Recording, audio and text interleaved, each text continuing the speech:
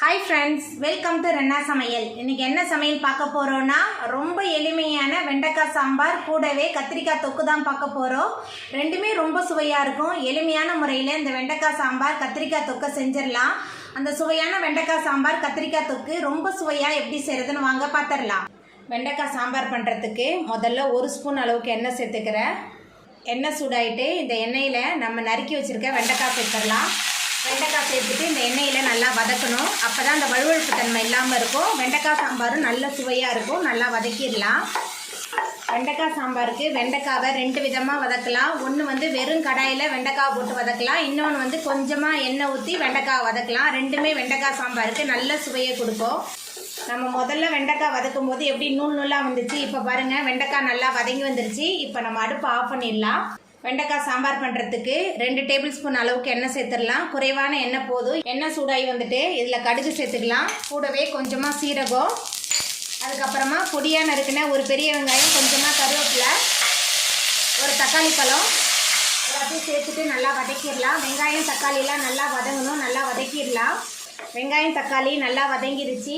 இப்போ இதில் நம்ம வதக்கி வச்சுருக்கிற வெண்டைக்காய் சேர்த்துடலாம். வெண்டைக்காய் சேர்த்துட்டு 1 நிமிஷத்துக்கு மட்டும் நல்லா கலந்து விட்டுடலாம். இப்போ இதில் சாம்பார் தூள் சேர்த்துக்கலாம். 2 டேபிள் ஸ்பூன் சாம்பார் தூள், மஞ்சத்தூள் 1 ஸ்பூன், சாம்பாருக்கு தேவையான அளவுக்கு உப்பு, கொஞ்சமாக பெருங்காயத்தூள் எல்லாத்தையும் சேர்த்துட்டு நல்லா கலந்து விட்டுடலாம். சாம்பார் தூள், உப்பு, பெருங்காயத்தூள் எல்லாமே சேர்த்து இந்த வெண்டைக்காயோட கலந்து நல்லா வதங்கிருச்சு. இப்போ இதில் கொஞ்சமாக புளி தண்ணி சேர்த்துக்கலாம். அதுக்கப்புறமா சாம்பாருக்கு தேவையான அளவுக்கு தண்ணி எல்லாத்தையும் சேர்த்துட்டு நல்லா கலந்து விட்டுடலாம். தண்ணி புளி தண்ணிலாம் சேர்த்துட்டு நல்லா கலந்தாச்சு. வெண்டைக்காய் வெந்து வரட்டும். வெண்டைக்காய் வதக்கி சேர்த்துருக்கனால சீக்கிரமாகவே வெந்து வந்துடும். பாருங்கள், வெண்டைக்காயெலாம் நல்லா வெந்து வந்துருச்சு. இப்போ இதில் நம்ம வேக வச்ச தோரம்பருப்பு சேர்த்துக்கலாம். தோரம்பருப்பு குழைவாக வேக வச்சு எடுத்துருக்கேன். குழைவாக வேக வச்சு எடுக்கும்போது தான் நல்ல சுவையாக இருக்கும். அதுக்கப்புறமா கொஞ்சமாக கொத்தமல்லி தழை தூவிடலாம். தூவிட்டு எல்லாத்தையும் சேர்த்துட்டு நல்லா கலந்து விட்டுடலாம். கொத்தமல்லி தலையெல்லாம் சேர்த்துட்டு நல்லா கலந்து விட்டாச்சு. எல்லாமே சேர்ந்து நல்லா கொதித்து வரட்டும்.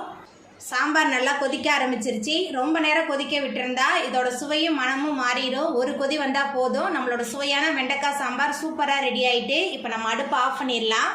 கத்திரிக்காய் தொக்கு பண்ணுறதுக்கு முதல்ல 3 டேபிள் ஸ்பூன் அளவுக்கு எண்ணெய் சேர்த்துக்கலாம். எண்ணெய் கொஞ்சம் தாராளமாக இருந்தால் தான் தொக்கெல்லாம் நல்ல சுவையாக இருக்கும்.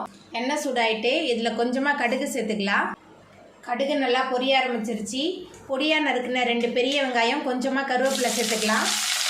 கூடவே 2 தக்காளி பழம், 1 டேபிள் ஸ்பூன் அளவுக்கு இஞ்சி பூண்டு விழுது எல்லாத்தையும் சேர்த்துட்டு நல்லா வதக்கிடலாம். தொக்குக்கு வெங்காயம் தக்காளியெலாம் அதிகமாக சேர்த்து செய்யும்போது தான் நல்ல சுவையாக இருக்கும். நான் 1/4 கிலோ கத்திரிக்காய் எடுத்திருக்கேன். 1/4 கிலோ கத்திரிக்காவுக்கு 2 பெரிய வெங்காயம், 2 தக்காளி பழம் சரியாக இருக்கும். வெங்காயம் தக்காளிலாம் நல்லா வதங்கி இஞ்சி பூண்டோட பச்சை வாசனை போயிடுச்சு. இப்போ இதில் நம்ம பொடியாக நறுக்கி வச்சுருக்கிற கத்திரிக்காய் சேர்த்துக்கலாம். கத்திரிக்காய் சேர்த்துட்டு கொஞ்சம் நேரத்துக்கு இந்த எண்ணெயிலே நல்லா வதக்கிடலாம். கத்திரிக்காவை எண்ணெயில் வதக்கி செய்யும்போது கத்திரிக்காய் தொக்கு நல்ல சுவையாக இருக்கும். சப்பாத்தியோட ரோல் பண்ணி சாப்பிட்றதுக்கு ரொம்ப அட்டகாசமாக இருக்கும்.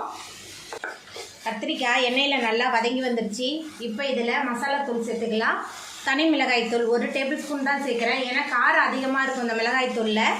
மஞ்சத்தூள் 1/2 ஸ்பூன், உப்பு, சோம்புத்தூள் சேர்த்துக்கலாம். ரொம்ப மணமாக இருக்கும் கத்திரிக்காய் தொக்கு. சேர்த்துட்டு மறுபடியும் எல்லாத்தையும் நல்லா வதக்கிடலாம். மசாலா கத்திரிக்காய் எல்லாமே சேர்ந்து நல்லா கலந்து வதங்கணும். எல்லாத்தையும் நல்லா வதக்கிடலாம். நம்ம சேர்த்த மசாலா கத்திரிக்காய் எல்லாமே கலந்து நல்லா வதங்கிருச்சு. இப்போ இதில் கொஞ்சமாக தண்ணி சேர்த்துக்கலாம். தண்ணி சேர்த்துட்டு மறுபடியும் நல்லா கலந்து விட்டுடலாம். தண்ணி சேர்த்துட்டு நல்லா கலந்து விட்டாச்சு. இப்போ ஒரு மூடி போட்டு வேக வச்சிடலாம். கத்திரிக்காவை நல்லா வெந்து வரட்டும். கத்திரிக்காயெல்லாம் வதங்கி சூப்பராக வெந்து வந்துருச்சு. சாம்பார் சாதம், ரச சாதத்துக்கெலாம் தொட்டு சாப்பிட்றதுக்கு சூப்பராக இருக்கும். இப்போ நம்ம அடுப்பு ஆஃப் பண்ணிடலாம். அவ்வளோதாங்க, ரொம்ப சுவையான வெண்டைக்காய் சாம்பார் கத்திரிக்காய் தொக்கு சூப்பராக ரெடி ஆகிட்டு. எளிமையான முறையில் ரொம்ப சுவையாக செய்யக்கூடிய இந்த வெண்டைக்காய் சாம்பார் கத்திரிக்காய் தொக்கை நீங்களும் உங்கள் வீட்டில் செஞ்சு பாருங்கள்.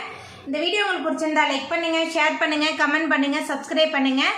அப்படியே பக்கத்தில் உள்ள பெல் பட்டனை கிளிக் பண்ணிடுங்க. நன்றி.